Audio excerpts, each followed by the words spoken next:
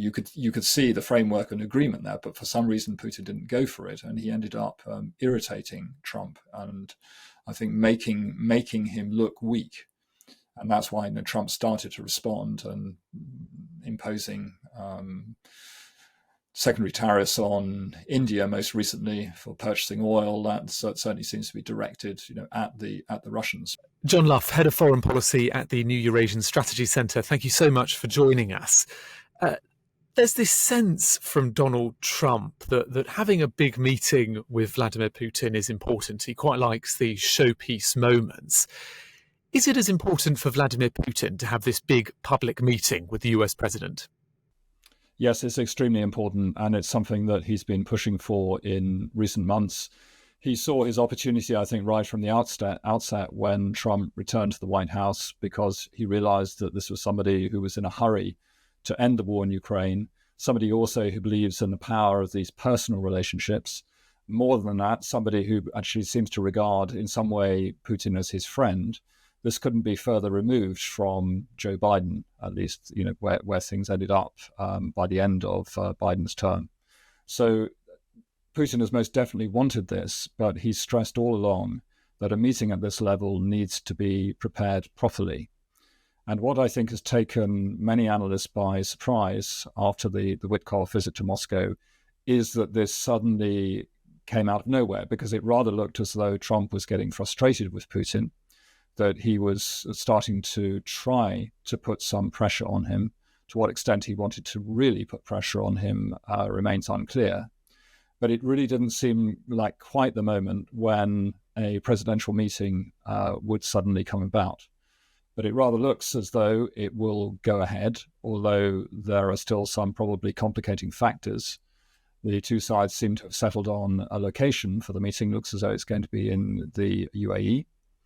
And we have to see to what extent the two sides are actually ready to get the presidents to the table, because obviously some things have to be in place before that. There has to be some basic understanding of how this meeting might turn out. And there'll be, before the meeting, the press releases, summarizing the achievements will all have already been drafted, coordinated between the two sides. It's that sort of thing. These things are highly orchestrated. So much will depend on getting those final details in place. But I would have thought there's enough momentum now behind the idea of holding this meeting for it to go ahead. Is this a sign then that the Kremlin is willing to concede something? And if so, what might that be? There's absolutely no evidence of that, and it rather looks as though the Russians still believe that they can move this process in such a way that they don't have to go through a ceasefire before they get to the final peace settlement. This has been their position all along, that they had a bad experience after the annexation of Crimea with these so-called Minsk agreements in 2015, which were so badly drafted that they couldn't in fact be implemented. And Moscow got very frustrated with this. And there's been a clear signal from really the outset when we've spoken about peace negotiations, that the Russians need to have everything on the table. And what I think is really important to understand here, and is going to make this process extremely difficult for President Trump, is the fact this is not just about territory in Ukraine. Who controls what? For Putin, this is a question of resolving a much broader question, and that is the place of Ukraine in Europe, the European security architecture that needs to be adjusted to account for this, and recognition, ultimately, of what he regards as a Russian zone of influence in Europe. So that's what he's looking to achieve. And Trump cannot deliver on that bilaterally.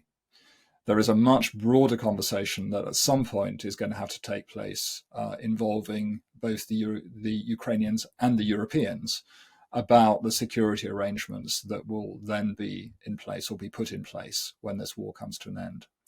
And this concerns particularly the Ukraine's ability to defend itself against further Russian aggression. Putin has consistently spoken about the need to demilitarize Ukraine. In other words, to keep its armed forces at very, very low levels. It's probably some kind of national guard, because of his concern that Ukraine could fight back. Then also he wants constraints on Ukraine's ability to form alliances. He's already got an assurance from Trump that there's going to be no NATO enlargement to Ukraine. In fact, probably no further NATO enlargement at all. So he's probably more than halfway to achieving his goal. But what is really unclear is the extent to which the United States, at least, is ready to help Ukraine rebuild its army and sustain, some sort of credible deterrence capacity of its own. And just to unpack a few things in there, then, we've had Kremlin advisors, former Kremlin advisors, people close to Putin, saying that territory is not the important thing, as you've hinted at there.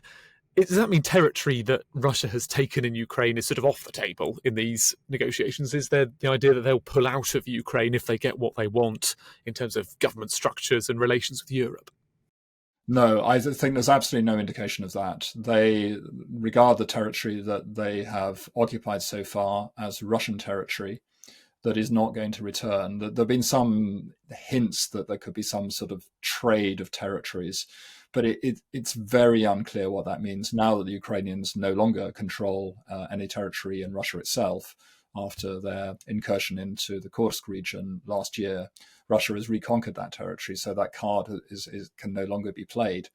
I mean, it's possible there might be some small swaps of territory within occupied Ukraine at the moment, that the Russians might want something else and are prepared to give up, something in return. But I would have thought that's pretty immaterial. But what they're signaling is that they have the capacity, the will to continue fighting and to continue to occupy more territory. So the longer Ukraine delays this process of negotiating with them, the greater the volume of territory that it will lose. That's what they're clearly signaling both to Kiev and to Kiev's allies. And there is some truth in that because they are advancing painfully, really very slowly. And there's some notion on the Ukrainian side, and I've looked at sort of various military forecasts here, but I would say a kind of objective one, that if they were to conquer all the territory they lay claim to, the four regions, this is Lugansk, Donetsk, Zaporizhia, and Kherson, to control all those territories, it would take them until the beginning of 2028.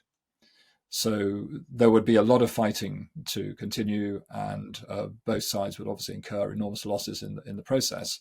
And this would require, for Ukraine to stay in the fight, it would require, of course, its allies to keep supporting it.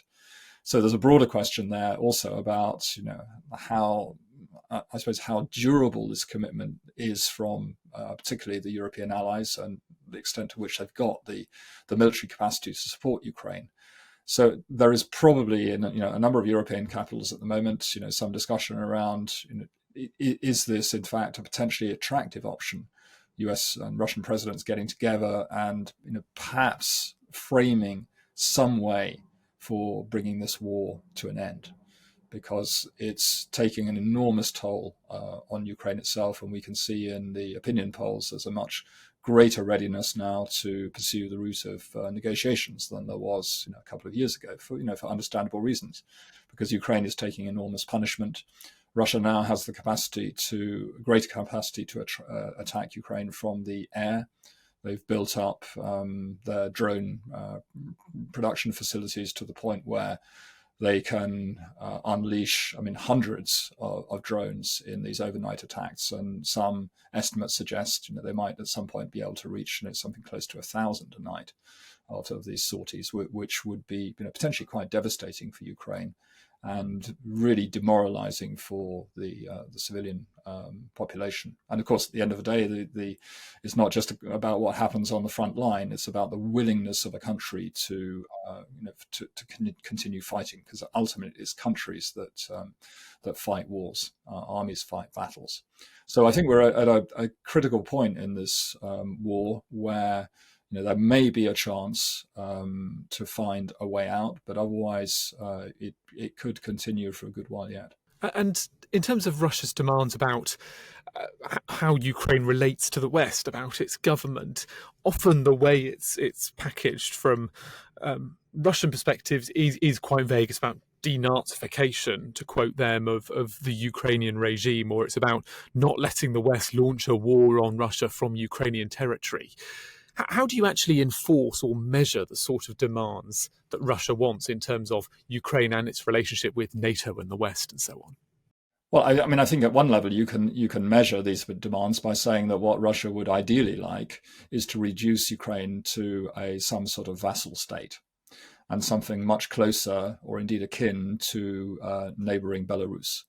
So a country that's firmly under the thumb of Russia, to some extent integrated into the Russian system, and that is, it has no independent capacity to build relations with Europe, with Western countries in general, and is effectively recognized as being part of a Russian zone of influence. Now, I personally don't believe that's achievable in the case of Ukraine, because Ukrainians have a very strong desire to retain their sovereignty, their room for maneuver, to deepen their relationship with the European Union, with obviously the prospect at some point of even joining the EU, distant as that may be at present. And this war, of course, and the damage it's inflicted on Ukraine, both in terms of human capital, physical capital, this is not something that can be suddenly sort of swept under the carpet, and Ukrainians just accept that there's no other way to live other than under Russian domination. So what the Russians have effectively achieved here is an alienation from a people that was very close to them, up until relatively recently, with whom they've lived through extremely turbulent times. And you think of Russians and Ukrainians fighting alongside each other during Second World War as part of the Red Army in the Soviet Union. Despite all the terrible things that preceded that, these peoples were very close. But this war has created, I believe, a degree of separation that is going to be very hard and very painful to overcome. So that's not going to happen quickly. So the problem that Putin and those around him face, those pursuing this really radical agenda to subordinate Ukraine, is that this is a country that's not going to easily accede to their wishes, as they've demonstrated over the past 3.5 years. I mean, who thought that Ukraine would continue to fight in this way for so long and with such extraordinary bravery and commitment? I mean, it was expected that Kiev would fall in 3 days, and the rest of the country could be pacified within 6 weeks. So I think the Russians have to wake up to the fact that they're dealing with a country that's very different from what they initially expected, and one that has changed during the war itself. So it's going to be up to, of course, the European allies, first and foremost, to support Ukraine through whatever post-war experience it has to endure. But it's going to be long, difficult, potentially chaotic, and I think we can expect to see in Ukraine, when the war comes to an end and elections can be held, very, very rapid and indeed probably radical political change. So that doesn't mean to say the country is suddenly going to orientate itself towards Moscow, but there's going to be probably some sort of internal reckoning. Great frustration, of course. We'll see evidence of that, of the way the country was led during the war, decisions that were made, why there was such enormous loss of life in certain places on the front. All those things will inevitably come to the surface. I mean, at the moment, because the country needs to hold together and to fight, we're seeing them being probably rather naturally suppressed. But at some point, they're going to come out, and this is going to make it very hard for, I think, some of Ukraine's allies to help manage to keep Ukraine, functioning on a path that's going to lead it closer to Europe. So ultimately, for Russia, this is actually something about civilization, and I think this is where they've always seen the threat, both from NATO and the EU. NATO wasn't a military threat to them, but it was a pole of attraction that was drawing not just Ukraine but others away from Moscow's way of doing things. And it was rather striking that Moscow really only started to push back very seriously in 2013, when it pushed very hard to stop President Yanukovych, president of Ukraine at the time, from signing an association agreement with the European Union. And even though there was probably a very limited chance that that agreement could ever have been implemented, most certainly under the leadership of Yanukovych, it was still a sign that civilizationally Ukraine was gravitating to something different, something away from Russia. And it's not necessarily because Ukrainians had become anti-Russian. It was that they sensed that this system of governance that had taken shape in Russia under Putin was something that wasn't appealing to them. So this, highly centralized, increasingly repressive, increasingly nationalist form of rule was something that they felt instinctively and understandably uncomfortable with.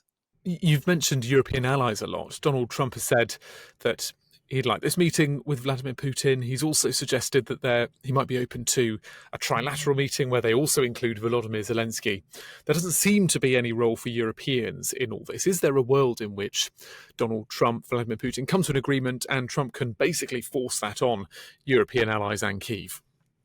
Yeah, I don't agree with that, actually, because if you look at the immediate reaction on the US side to the news of the Witkow meeting with Putin, the latest one, the Trump immediately phoned both the Ukrainians and the Europeans.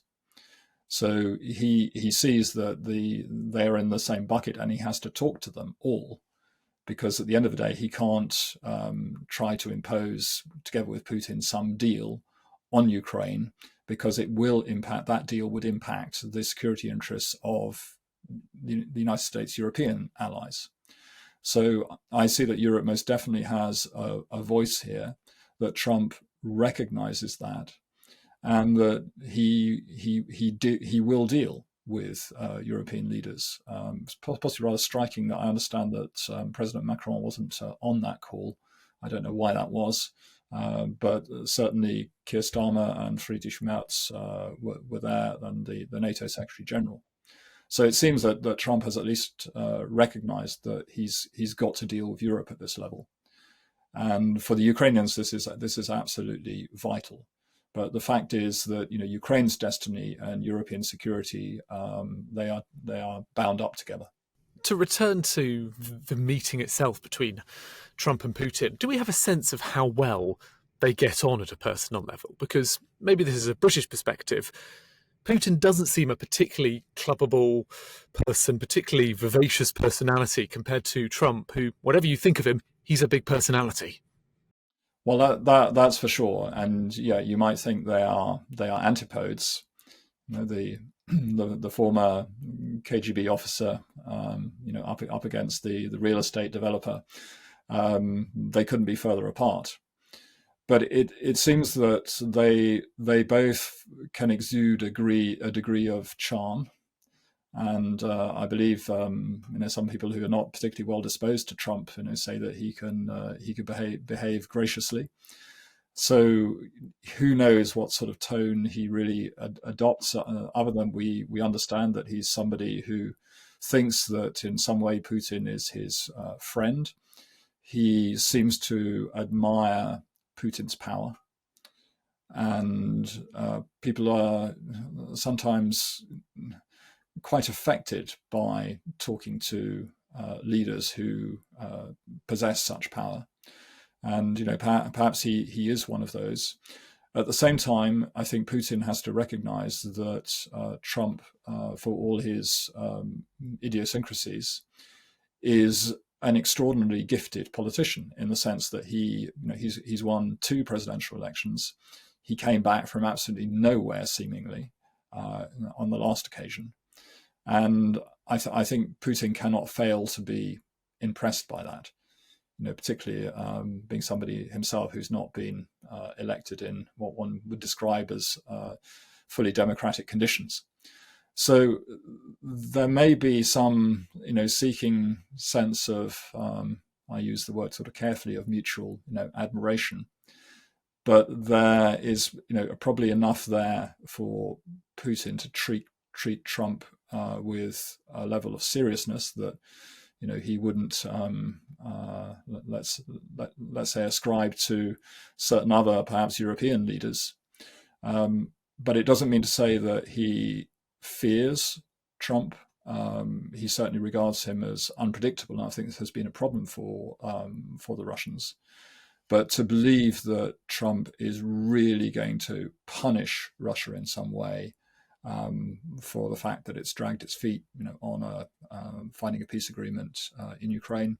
I mean, Trump offered Putin a pretty good deal back in March, April, where he seemed to be satisfying several of Putin's requirements, regarding recognition of territory in Ukraine, of taking NATO membership for Ukraine off the table.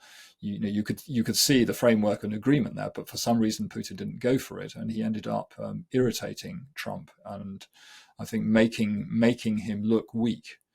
And that's why Trump started to respond and imposing secondary tariffs on India most recently for purchasing oil. That certainly seems to be directed, at the Russians. But Putin knows the one thing Trump won't do, because his MAGA base would never allow him to do this, and it would go against his instincts, is in fact to arm Ukraine. So Trump is prepared for the Europeans to buy weapons to supply Ukraine. He seems to be prepared to keep intelligence sharing in place at the moment, which is very important for the Ukrainian army. But he's not prepared to go beyond that. So if Putin's doing his assessment of what Trump is capable of, he can rule out certain things that would, I think, genuinely harm Russia. I mean, for example, I don't think that Trump is going to try to stop all trade between Russia and its economic partners, because that would stop Russian crude oil getting onto global markets. It would lead to a spectacular spike in the oil price, and who would suffer as a result? It would be part of Trump's electorate. So he's not going to do that. That's absolutely obvious. So the instruments he has available, therefore, are rather limited. But let us also remember that the way Putin looks at things, he believes that the deep state it still exists in the US, despite Trump's efforts to cut away at some of it, and the deep state is, in Putin's view, hostile towards Russia. So he's got to assume that Trump has to reckon with this, that he probably won't be able to control it entirely, and the US system will still be developing plans to, in some way, diminish Russia's influence in the world. He has to be concerned about that.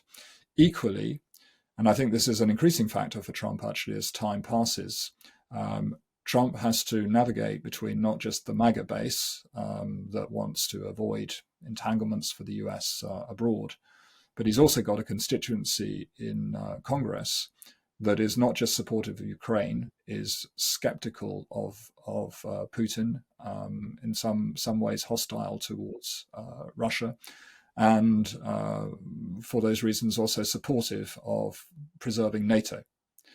So the closer Trump gets to the midterms next year, and whether we'll see the House or the Senate flip, that's a separate question. But he has to be mindful of the fact that constituency is concerned about the way he's dealing with Putin. So that may be one reason why Putin, in fact, has to actually put his foot to the floor and see what he can get from Trump now, rather than let this drag on. Will Putin and the Kremlin have been bothered by this seemingly quite unpredicted shift in Donald Trump's view of Russia, at least publicly, sort of putting more pressure on Moscow? Will that have worried them? And do you think that this meeting will ease that pressure that Donald Trump seems to have been putting on? I don't think that they're seriously concerned about the pressure that Trump has started to apply. I think they probably see that this is being done for domestic reasons, and to appease, that constituency that I was referring to in Congress, maybe to placate some of the European allies. But I don't think they're deeply troubled by it. What they're probably more concerned about is the just continuing to fight this war. There is definitely economic pain that's being endured on the Russian side, and they would like to reduce that. And Putin has signaled before that sanctions are I wouldn't say necessarily painful. They're an irritation.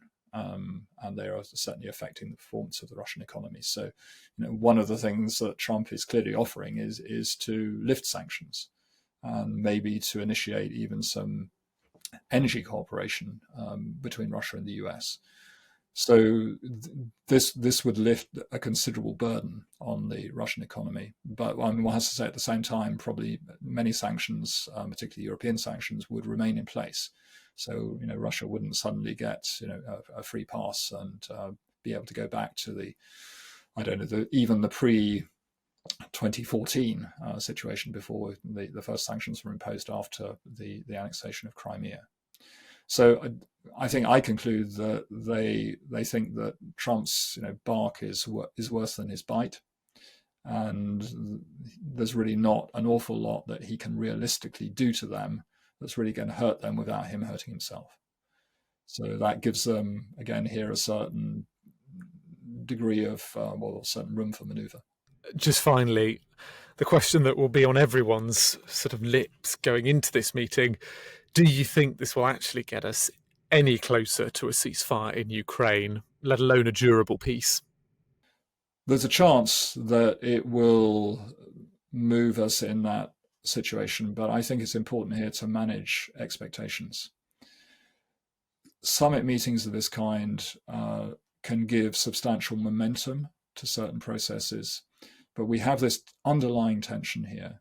The Russians want the full peace settlement, and Trump clearly understands that he needs to deliver something quickly.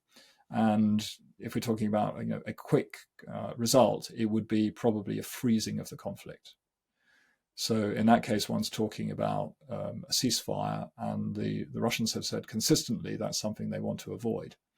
So are we going to end up with sort of something between the two, where we can see some of the contours of a broader peace settlement, but then have to work on the mechanics of how do you actually start reducing the level of the hostilities at present? So there's some talk, for example, of could there be some sort of agreement that the air attacks, sort of air ceasefire, whether that might be sort of part of the picture. Who knows? It's difficult to predict, but I just don't think this sort of basic tension is something that's going to be overcome quickly or easily. So there's the danger here that the expectations will be set too high, and everybody comes away thinking that not enough progress was made. But I would stress also for the Russian side, this is definitely a breakthrough. That they've wanted this meeting for a long time, and it now seems it's going to go ahead. Trump can't leave that meeting empty-handed, but equally to go away something with Putin, he's got to give. So how much is he going to give, and indeed how much is then Putin going to take? We will see. John Lough, Head of Foreign Policy at the new Eurasian Strategies Centre, thank you so much for your time. Thank you very much.